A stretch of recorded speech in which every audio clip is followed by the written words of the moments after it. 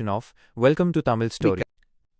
பழைய காஃபி கடை எப்போதும் போல காஃபி மணமும் மங்கிய மரச்சாமான்களின் வாசனையும் நிறைந்திருந்தது. மாயாவும் நானும் எண்ணற்ற மதிய பொழுதுகளை அங்கேதான் கழித்தோம். சூடான காஃபி கோப்பைகளுடன் கனவுகளை பகிர்ந்து கொண்டு ரகசியங்களை கிசுகிசுத்தோம். அவள் சிரிக்கும்போது அவளது கண்கள் சுருங்குவதையும் அவள் கவனமில்லாமல் தனது கண்ணாடியின் மேல் படிந்திருந்த நீராவியில் கோடுகளை வரைவதையும் நான் இப்போதும் நினைவுகூர்கிறேன். எங்கள் காதல் ஒரு நித்திய சங்கீதம் போல என்றென்றும் ஒலித்துக்கொண்டே இருக்குமென்று நம்பினோம். நாங்கள் பிரிக்க முடியாதவர்களாக இருந்தோம். எந்த புயலையும் தாங்கும் அளவுக்கு எங்கள் பந்தம் உறுதியானது என்று நம்பினோம்.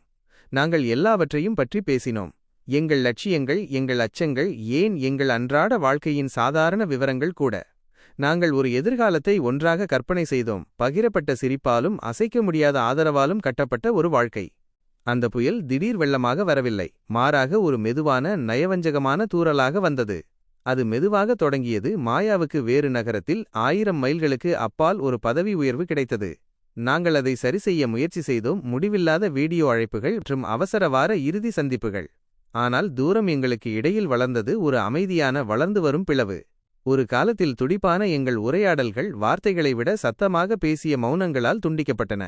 பகிரப்பட்ட கனவுகள் விளிம்புகளில் சிதையத் தொடங்கின. தனித்தனி வாழ்க்கையின் கடுமையான யதார்த்தங்களால் மாற்றப்பட்டன. அது முடிந்துவிட்டது என்று நாங்கள் இறுதியாக ஒப்புக்கொண்ட நாள் எனக்கு நினைவிருக்கிறது. நாங்கள் எங்கள் பழைய காஃபி கடையில் இருந்தோம். சொல்லப்படாத வார்த்தைகளால் காற்று கனமாக இருந்தது. எந்த நாடகமான வாதங்களும் இல்லை, குற்றச்சாட்டுகளும் இல்லை. அமைதியான ஆழமான துக்கம் மட்டுமே இருந்தது. மாயாவின் கண்கள் வழக்கமாக மிகவும் வெளிப்படையானவை இப்போது எங்கோ தொலைவில் இருந்தன. நான் முன்பு பார்த்திராத சோர்வு நிறைந்திருந்தன. நான் நினைக்கிறேன், நாம் விட்டுவிட வேண்டும் கார்த்திக், அவள் மெல்லிய குரலில் முணுமுணுத்தாள். இது நம்மில் இருவருக்கும் நியாயமில்லை.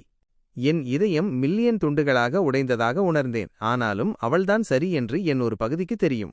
நாங்கள் ஒருவருக்கொருவர் தீவிரமாக நேசித்தோம். ஆனால் காதல் மட்டுமே தளவாட போராட்டங்களையும் தொடர்ச்சியான பிரிவின் உணர்ச்சி பாதிப்பையும் வெல்ல முடியவில்லை. நாங்கள் கட்டிப்பிடித்தோம். அது ஒரு பிரியாவிடையாகவும் நாங்கள் இழந்த அனைத்தையும் ஏற்றுக்கொள்வதாகவும் இருந்தது. வாழ்க்கை எப்போதும் போல தொடர்ந்தது. காஃபி கடை இன்னும் நிற்கிறது, ஒரு காலத்தில் இருந்த காதலின் நினைவுச் சின்னமாக. காஃபி மணம் இனி அதே ஆறுதலை தருவதில்லை. மாறாக இது ஒரு கசப்பான நினைவு. அந்த தோல்வியின் வலி இன்னும் நீடிக்கிறது. என் கதையின் ஒரு பகுதியாக மாறிய ஒரு அமைதியான வலி. ஆனால் காலப்போக்கில் நான் அதை ஒரு சுமையாக இல்லாமல் ஒரு ஆழமான பிணைப்பின் மற்றும் கற்றுக்கொண்ட மதிப்புமிக்க பாடங்களின் நினைவூட்டலாக எடுத்துச் செல்ல கற்றுக்கொண்டேன். இது காதலின் சிக்கல்கள், இருப்பின் முக்கியத்துவம் மற்றும் முன்னோக்கிச் செல்ல ஒரே வழி அதுவாக இருக்கும்போது விட்டுக்கொடுப்பதிலுள்ள அமைதியான வலி ஆகியவற்றைப் பற்றி எனக்கு கற்றுக் கொடுத்தது.